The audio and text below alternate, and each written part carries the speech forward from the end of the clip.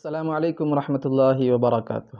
محترم ناظرین، آج میں آپ حضرات کے سامنے ایک نئے واقعے کے ساتھ حاضر ہوا ہوں۔ یہ ایسا واقعہ ہے، اس کو سنیں گے تو انشاءاللہ بہت فائدہ ہوگا، اور اس میں ہم کو سیکھنے کو ملے گا کہ حقیقت کیا ہے۔ آج کل جو ہمارے معاشرے میں، سماج میں ہو رہا ہے، ہو بہو وہی واقعہ ہے۔ تو اگر میرے یوٹیوب چینل پر نئے ہیں تو حذیفہ آفیشیل چینل کو سبسکرائب کریں۔ اگر فیس بک پر یہ میری ویڈیو دیکھ رہے ہیں تو پیج کو لائک کریں، فالو کریں، شیئر کریں اپنے دوست و احباب کے ساتھ، کیونکہ حقیقت پر مبنی ہے یہ ویڈیو، اس لیے آخر تک بنے رہیں۔ تو آئیے تاخیر کیے بغیر ہم واقعے کی طرف چلتے ہیں۔ کہتے ہیں کہ ایک بادشاہ تھا، انہوں نے ایک روز اپنے وزیر سے کہا بیگن تو بہت اچھی چیز ہے۔ تو وزیر نے جواب دیا، حضور بہت ہی اچھی چیز ہے، 2 روپے کلو ملتا ہے۔ اس بیگن کو امیر اور غریب سب آسانی اور سہولت سے کھاتے ہیں، اس کا سالن بناتے ہیں۔ یہی تو بات ہے کہ اللہ تعالیٰ نے بیگن کے سر پر تاج رکھا ہے۔ بہرحال اس بات کو 4-6 مہینے گزر گئے، تو بادشاہ نے پھر وزیر سے کہا کہ بیگن کتنی ہی بری چیز ہے۔ تو وزیر نے جواب میں کہا کہ حضور واقعی بیگن بہت ہی بری چیز ہے، اس میں وٹامن تو بالکل ہوتا ہی نہیں ہے۔ تو یہ تو گدھوں کے کھانے کی چیز ہے، انسان کے کھانے کی چیز ہے ہی نہیں۔ یہی تو بات ہے کہ بیگن کے سر پر اللہ تعالیٰ نے میخ مار دی ہے کہ جہاں سے بیگن توڑا جائے اب اس ڈالی کو میخ کہہ دیا۔ جیسے بیگن کے جڑ میں جو ڈنڈی ہوتی ہے اس کو اس نے میخ سے تعبیر کر دی کہ بیگن کے سر پر تو میخ لگا ہوا ہوتا ہے۔ پہلے تاج کہتا تھا کہ بیگن کے سر پر تاج رکھا ہے، اور اب کہہ رہا ہے کہ بیگن کے سر پر میخ ہے۔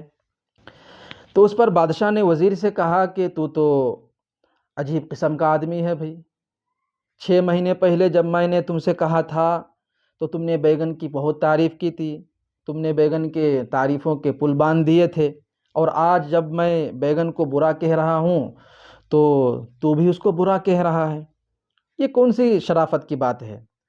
تو وزیر نے کہا، یہ سننے کی بات ہے، سمجھنے کی بات ہے کہ وزیر نے کہا کہ حضور ہم بیگن کے تابع نہیں ہیں، ہم تو آپ کے تابع ہیں۔ ہم بیگن کے تابع نہیں ہیں، ہم تو آپ کے تابع ہیں۔ اگر آپ کے نزدیک بیگن اچھی ہے تو ہمارے نزدیک بھی بیگن بہت اچھی ہے، اور اگر آپ کے نزدیک بیگن برا ہے تو ہمارے نزدیک بھی بیگن برا ہی ہے۔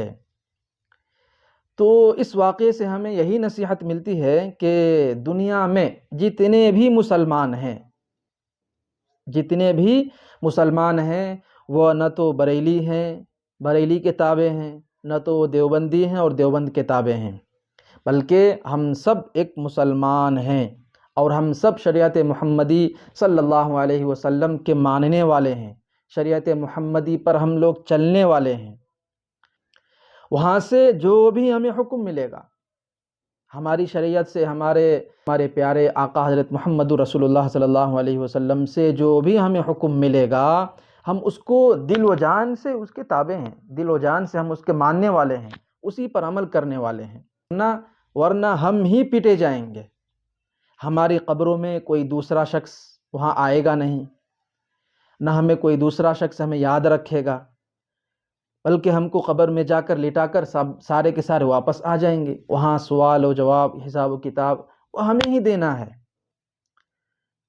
تو اس لیے اس واقعے سے ہمیں یہی پتہ چلتا ہے کہ ہم کسی کے تابع نہیں ہیں، ہم صرف اور صرف اللہ اور اس کے رسول صلی اللہ علیہ وسلم کے تابع ہیں۔ ان کی طرف سے جو ہمیں حکم ملتا ہے ہم اس پر عمل کرتے ہیں، خود عمل کرتے ہیں اور دوسروں کو اس پر عمل کروانے کی کوشش کرتے ہیں، دوسروں کو سیدھے راستے پر لانے کی کوشش کرتے ہیں۔ اس طرح کے خرافات، بدعات میں ہم اپنے آپ کو نہ لگنے دیتے ہیں، نہ لگتے ہیں، نہ کسی کو لگنے دیتے ہیں۔ اس لیے اس واقعے سے ہمیں یہی پتہ چلتا ہے کہ ہم ایک اللہ کو اور ان کے نبی حضرت محمد رسول اللہ صلی اللہ علیہ وسلم کو ماننے والے ہیں۔